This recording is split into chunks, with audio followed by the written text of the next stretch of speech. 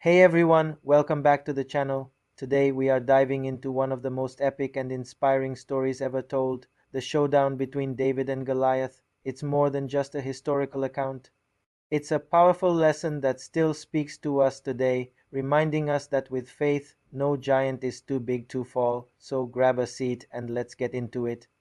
Picture this: two armies are facing each other, ready for battle. On one side, the Israelites, on the other, the Philistines. The tension is thick, but there's a huge problem for the Israelites. The Philistines have a secret weapon, a champion warrior named Goliath, and this guy isn't just big.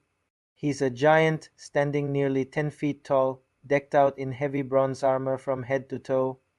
Every morning and every evening for 40 days, Goliath would stride out into the valley between the armies and shout a challenge.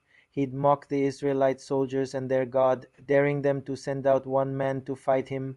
If the Israelite champion won, the Philistines would become their servants, but if Goliath won, the Israelites would serve the Philistines.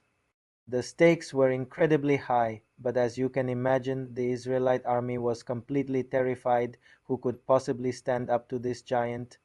No one dared to move. Now enter our hero David. David wasn't a soldier. He was a young shepherd, the youngest of his brothers. His job was to tend sheep, not fight in wars. One day his father sent him to the battlefront to bring food to his older brothers and to check on how they were doing. When David arrived, he heard Goliath's booming voice, taunting and insulting the army of the living God. While everyone else was shaking in their boots, David was filled with righteous anger. He couldn't believe what he was hearing. He asked the men, "Who is this uncircumcised Philistine that he should defy the armies of the living God?" He saw the situation not through the eyes of fear, but through the eyes of faith.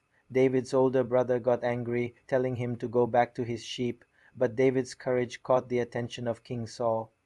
When David was brought before the king, he declared boldly, "Let no one lose heart on account of this Philistine. Your servant will go and fight him." Saul was skeptical. He looked at David, a young man with no battle experience, and said, "You are not able to go out against this Philistine and fight him. You are only a young man and he has been a warrior from his youth." But David had a resume of faith. He explained to Saul, "Your servant has been keeping his father's sheep. When a lion or a bear came and carried off a sheep from the flock, I went after it, struck it, and rescued the sheep from its mouth. The Lord who rescued me from the paw of the lion and the paw of the bear will rescue me from the hand of this Philistine." Convinced by David's unwavering trust in God, Saul finally agreed and said, "Go, and the Lord be with you." Saul tried to dress David in his own royal armor, a bronze helmet and a coat of mail, but David wasn't used to it. It was heavy and cumbersome. He took it off. Instead, he went to a nearby stream, chose 5 smooth stones, and put them in his shepherd's bag. With his staff in one hand and his trusty sling in the other, he walked out to face the giant. When Goliath saw David, he laughed with contempt. A boy with a stick? Was he a dog? Goliath cursed David by his gods and threatened to feed his flesh to the birds and the wild animals. But David's response is one of the most powerful declarations of faith in the entire Bible. He shouted back, "You come against me with sword and spear and javelin, but I come against you in the name of the Lord Almighty, the God of the armies of Israel, whom you have defied. This day the Lord will deliver you into my hands, and the whole world will know that there is a God in Israel." David didn't waste any time. He ran quickly toward the battle line to meet Goliath. Reaching into his bag, he took out a stone, put it in his sling, and let it fly. The stone soared through the air and struck the Philistine right on the forehead. It sank into his head, and the giant warrior crashed face down on the ground. The battle was over in an instant. David, the shepherd boy, had defeated the unbeatable giant. So, what can we take away from this incredible story? First, you are never too small or too insignificant for God to use in a mighty way.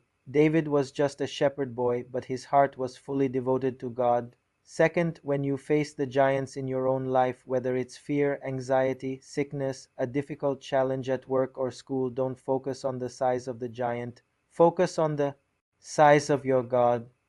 David's confidence wasn't in himself, it was in the Lord. just like David, you can face your challenges not with the world's armor, but with faith, courage, and the tools God has already given you. Trust that the same God who delivered David is with you today. He honors those who put their faith in him. Thanks for watching, everyone. I hope this story encourages you as much as it encourages me.